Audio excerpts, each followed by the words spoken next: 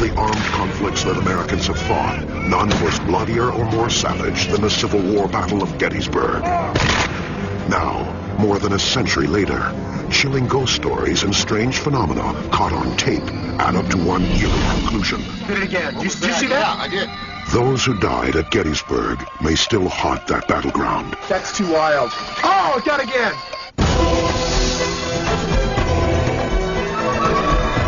Cross this threshold to places of mystery.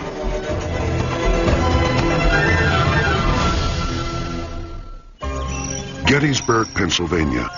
Realistic Civil War reenactments have made this national park a popular tourist destination. But in the first week of July 1863, it was the site of genuine carnage. Gettysburg, if they drilled here, they wouldn't find oil. They'd find blood. I don't know how many thousands of gallons that have drained into the soil. It's just everywhere. Dave Oster, director of the International Ghost Hunters Society, holds an annual conference in Gettysburg.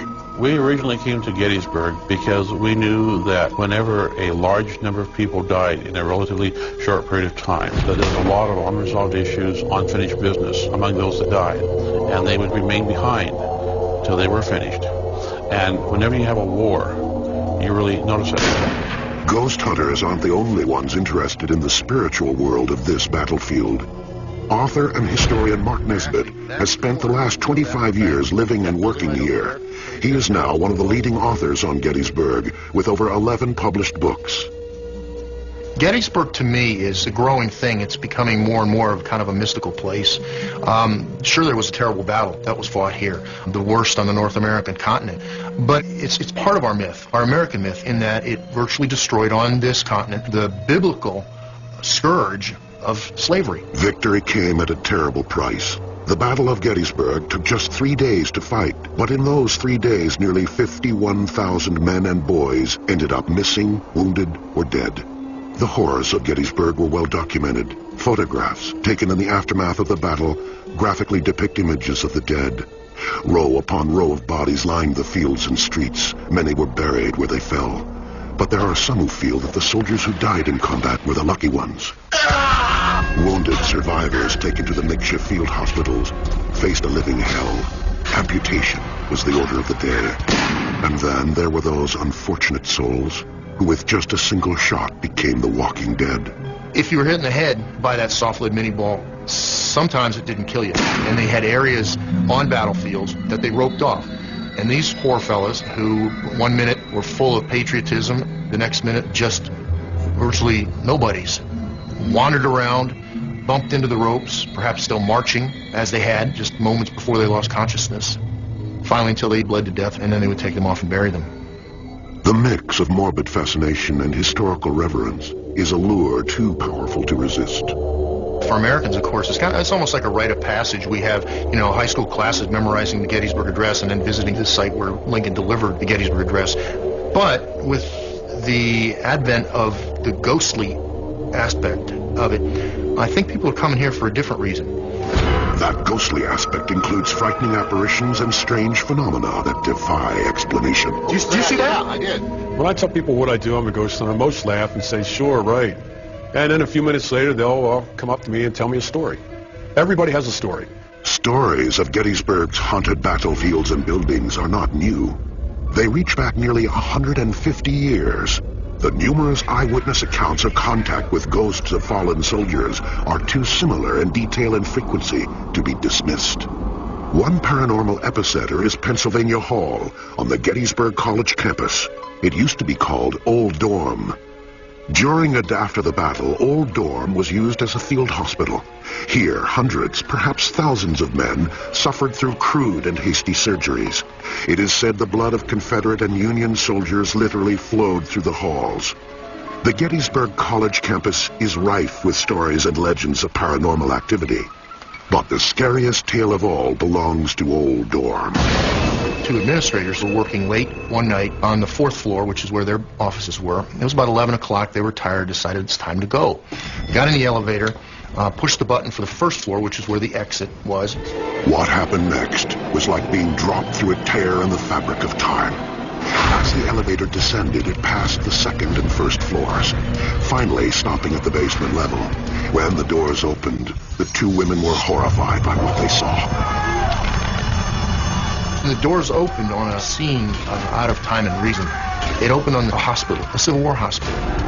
There were men in corners, moaning, groaning, trying to staunch the blood from their wounds, waiting for an operation. The surgeon was already working on someone, and apparently he looked up, recognized the ladies in motion for them to come in and help. The ladies were punching frantically at the buttons, trying to get out of this frozen moment in time. Finally, the doors closed. The women were so shaken, they instinctively rushed to the office of Tim and Lynn, the Director of Safety and Security Operations for Gettysburg College.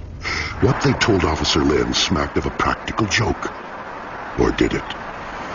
They had a look that something was wrong. Quite frankly, I expected to go over and find either a fraternity prank or... I wasn't sure what to find, but I was thinking it was going to be a fraternity prank or something along that line. Went back to Penn Hall. It was empty. There's nothing. The mechanism of the elevator was fine. We checked the elevator, checked the basement completely. Given the scene that they described with the soldiers and the surgery and all this stuff going on, there's no way a prank could have been in there and out of there in the time from they reported to us till we walked across the street and found it. Officer Lynn knew these women well and took their report seriously. Their story doesn't change. It never did change any time we ever talked about it. And a lot of times you talk to people that maybe aren't sincere. The facts sometimes waver. They were pretty steadfast in what they said they saw and what they felt they saw. Dr. Charles Emmons is a professor of sociology at Gettysburg College, an expert on human behavior. Dr. Emmons believes that the actions of the two women lend credibility to their story. They didn't want to talk about it later. So it's not that they made it up, it's that they were afraid to talk about it. Why would they make it up and then refuse to talk about it? No single explanation can cover the variety of ghost stories that emanate from Gettysburg. When we come back, a guilt-ridden soldier begs forgiveness from beyond the grave. It is said that many of the fields, barns, and structures in Gettysburg are haunted. Most of the old buildings that were standing at the time of the battle have been restored to their original form. One of the loveliest, but perhaps the most haunted, is the Farnsworth House. Today it is such a popular bed and breakfast that travelers must book a room in advance. But the history of this fine Pennsylvania home is checkered with stories of tragedy and sadness. The battle itself scarred the south wall of the house with more than 100 bullet holes. The Farnsworth House is now a family-run business. Patty O'Day is one of the owner's daughters. In the basement, she puts on a Civil War mourning theater for her guests. It is here that Patty and her cast of narrators recount the history of Gettysburg and its many ghost stories. Perhaps one of the saddest chapters in the old home's past revolves around the only civilian casualty of the entire Gettysburg battle. It seems that Mary Virginia Wade, more commonly known as Jenny Wade, was not an intentional target. However, living directly across from the Farnsworth house put her quite literally in the wrong place at the wrong time. The only reason really why she was in the house, actually, and not in the cellar, is because she was tending her sister had just had a baby and she was helping out. She was also baking bread to feed the soldiers. A three-story structure, the Farnsworth house was used as high ground by sharpshooters during the battle.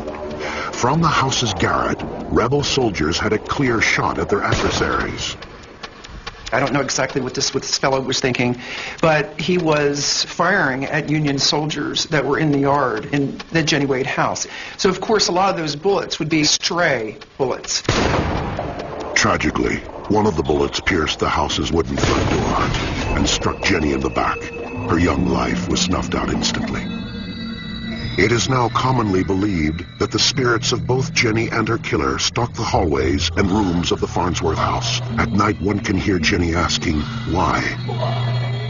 While the forlorn soldier begs forgiveness. Those aren't the only ghosts at the Farnsworth house. It seems that restless spirits frequent every floor. One of Patty's theater narrators experienced a Get ready for the shows, and she was actually seated in a chair, and she just sort of closed her eyes. She opened them, and it was just like the whole room was entirely blank. It was no longer the theater at all. The seats were gone, and she saw three soldiers. and one seemed to be in charge, and he was ordering these two other Confederate soldiers to pick up this long box that was on the floor, and he wanted them to go up into another level of the house. And the experience for her just lasted a few seconds, and then it just flashed back, and the theater, everything that, that's down in the cellar now reappeared. Although Patty speaks openly about the strange goings-on at the Farnsworth house, she discourages identifying it as haunted. She prefers the term rich with history. But people who go to Gettysburg and stay in this wonderful old bed and breakfast will be duly warned. Sometimes if people are sensitive, we suggest maybe that they stay maybe even someplace else or in our newer section of the house, so they're not really bombarded. Somebody from the Jenny Wade room packed up and left because they had someone in the middle of the night ran their hands down her face while she was, just partially awake. So, and that frightened her. There's just a lot of different stories about the house, and there's a lot of pain here, and there's a lot of things that still remain that can't be explained. Second-hand accounts of ghosts and other paranormal encounters abound in Gettysburg. But are these just ghost stories and nothing more? In an effort to substantiate proof of paranormal activity, Mark Nesbitt and the International Ghost Hunters Society have spent thousands of hours collecting photographic and audio anomalies to back up their claims. Yet the strongest independent evidence may have been captured by video cameras. There goes one. When we come back, startling images caught on tape. Did you see that? Yeah, I did. This is popping like crazy over here. Right pot. Rich and detailed history of alleged hauntings in Gettysburg make it a natural meeting place for investigators of the paranormal. The International Ghost Hunters Society holds their annual conference here. When the speeches are over, they make it a practice to venture out into the fields and other haunted places. Rick Fisher is the founder of the Pennsylvania Ghost Hunters Society. He prefers to approach paranormal investigations on a technical rather than spiritual level. A ghost hunter looks for evidence of possible proof that life goes on, and we believe that it does. We find instruments that we can detect anomalies and things like that we believe to be spirits of the dead. Gettysburg is very haunted because of the tragedy that occurred here during the Civil War. And it's not uncommon to go on any parts of the battlefield and get strange photographs, experienced equipment failure, things like that. Fisher claims that recent developments in consumer technology, such as the digital camera and the voice recorder, have finally provided the average ghost hunter with equipment capable of recording visual and auditory anomalies. Science tells us every human emits electromagnetic fields. When we die, the physical body dies, but the soul, the spirit, still remains behind. And this is energy. Energy cannot be destroyed, only transformed. This is a digital camera. These are great for filming paranormal activity. It uses a computer chip, so it's basically electromagnetic in origin, which we know the spirits are electromagnetic in origin, and we believe that corresponds with that. Mark Nesbitt has been recording electromagnetic phenomena in and around Gettysburg for years. Some of his most startling documentation of ghostly entities has been recorded on digital tape, a process referred to as EVP. EVP is electronic voice phenomenon.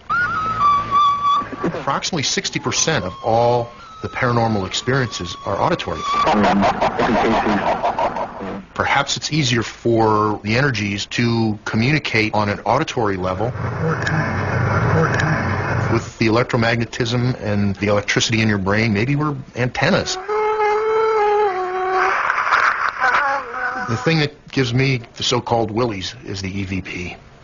When you can actually hear someone and hear voices and communicate and hear them answer your questions, to me that's a little scary. And then there are the thousands of photographic oddities, most commonly referred to as orbs, that consistently appear in the camera viewfinders, videotapes, and photographs of professional and amateur ghost hunters. Mark Nesbitt invited our crew along on a ghost hunting expedition in, of all places, the attic of his office. Now, what's happening here is that we've been taking pictures off in that direction, okay? And wouldn't it be great for you to get some of those things floating around up there? The results were startling. All right, ready? I'll turn this up too. Michael, I saw two to the left of you. That's exactly what I saw. Did you Get really? out. I swear I thought it was something... Yeah. Does he have a camera in his hand? I saw if I have a camcorder, yeah. Did it again. Just saw it. Did it again. That is too freaky. Did it again. Did you see that? Yeah, I did. This is popping like crazy over here. We've slowed down the tape to take a closer look at these flashes. Notice that they could not have been projected from one single location, since the flashes appeared simultaneously in the viewfinders of two separate cameras. That seems to rule out technical problems as a possible source.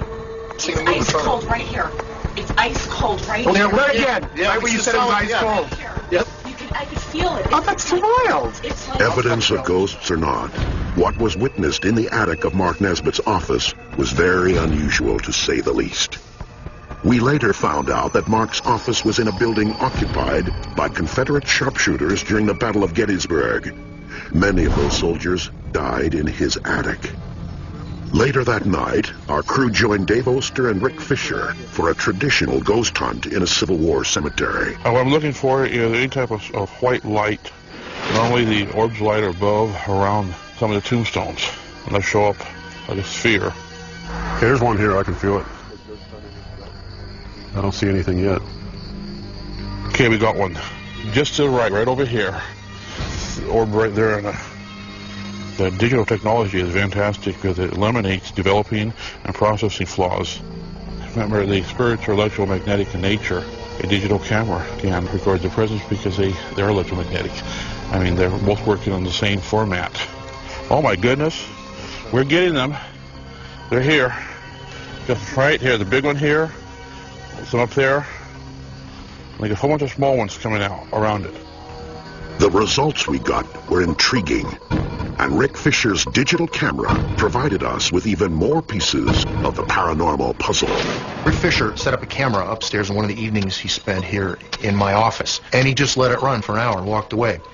About 30 seconds left in the tape. You see two of these orbs, one going from the bottom right corner up towards the upper left-hand corner, and another one right after it. And in a whisper, you can hear a voice say, "Catch me."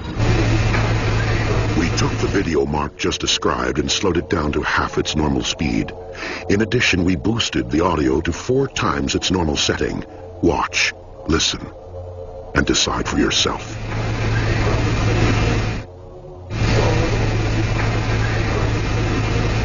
It's, to my knowledge, the first time that someone has combined video with EVP. So what are the orbs in these photographs? And what are the strange murmurings that ghost hunters like Nesbitt and Fisher capture on digital audio tapes? Are they the work of overactive imaginations, searching for some guarantee that life exists after death?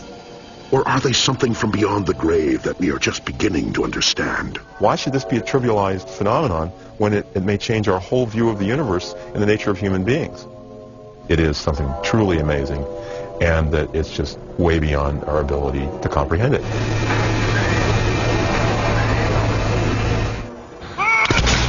The Battle of Gettysburg proved to be a catalyst for ending slavery in this country.